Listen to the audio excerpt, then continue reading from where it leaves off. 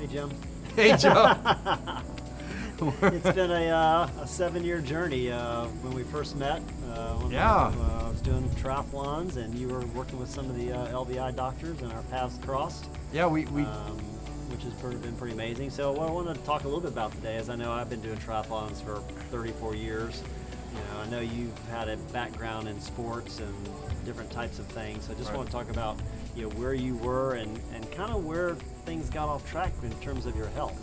thanks for being here today first, Sure. taking the time to spend this time with us. But yeah, going back, when I first met you, I was not athletic at all anymore, even though I'd played Division I football and I'd gotten injured. After that, I got into cycling. I went pretty serious with that. I rode the 1984 Olympic trials in track cycling, and I was a pretty serious cyclist, but life kind of gets in the way, and I wanted to rule the world when I was in my 30s. So I was chasing the dollar and trying to build a big business, and my health just started getting worse and worse and worse, and it didn't make any sense. And I had a couple of times, I'd get back on the bike a little bit and lose a little bit of weight, but I didn't have any power, or things were just not right. I was having energy level was low. Yeah, my energy level was low. I wasn't sleeping very well. I never had great dental health. I hated the dentist growing up. I had some bad traumatic experiences. So even though I was working with some dentists professionally, some of the best dentists in the country, including yourself, but I avoided, doing my own dental hygiene, and that coupled with all the problems I was having physically, was like the perfect storm for my health.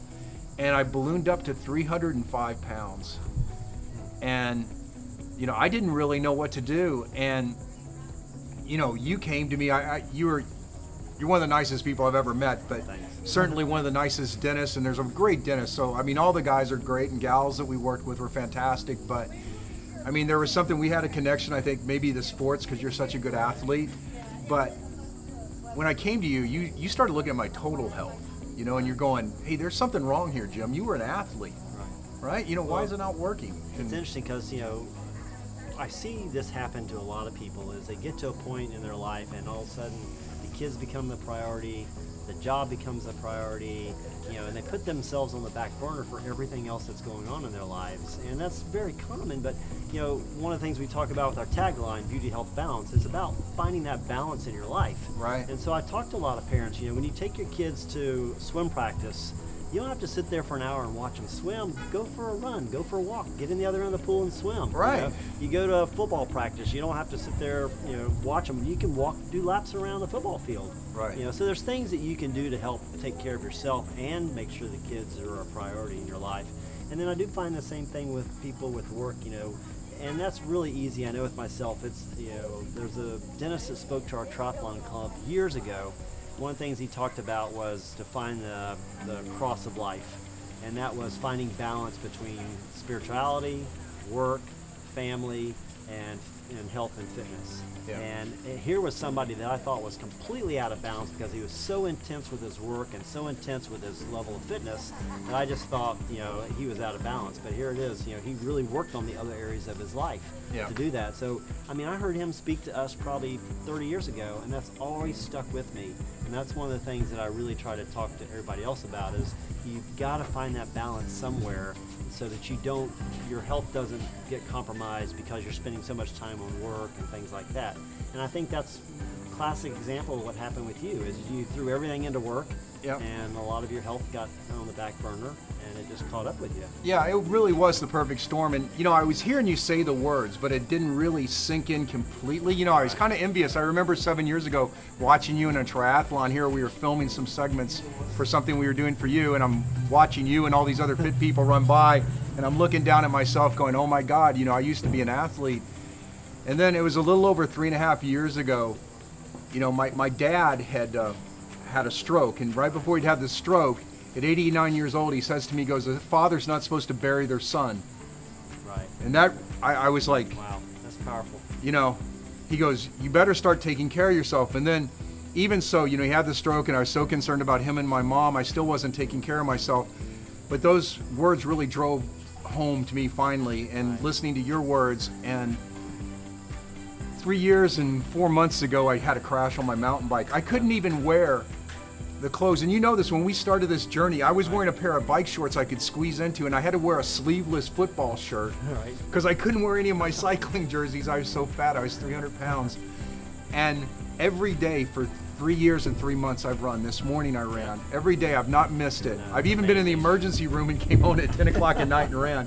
But I Now, think that's a little crazy. that is That's all right, crazy. yeah, Maybe yeah. maybe my balance is a little off, but finding that balance between work, between playtime, between time with your spouse, between your work. I mean, you live that life. You know, you live that with your partner, with your practice, with your athletics, with your spirituality, and that's something I really learned from you. And Well, it's not try to easy. implement. I mean, I had health scares as well. Every male in my family died of heart attacks, and at age 40, my cholesterol went off the charts, and it was kind of a wake-up call for me too. Even though I'm kind of a skinny Ectomorph. guy, I mean, there can be underlying health issues going on that you're just Right. not aware of, and a lot of mine was nutrition, and we used to carbo load for triathlons and running Right. marathons and stuff, and so I really had to take a look at what I was eating and what I was putting in my body, Right. because it wasn't necessarily a problem with weight, it was a problem with other systemic things going on.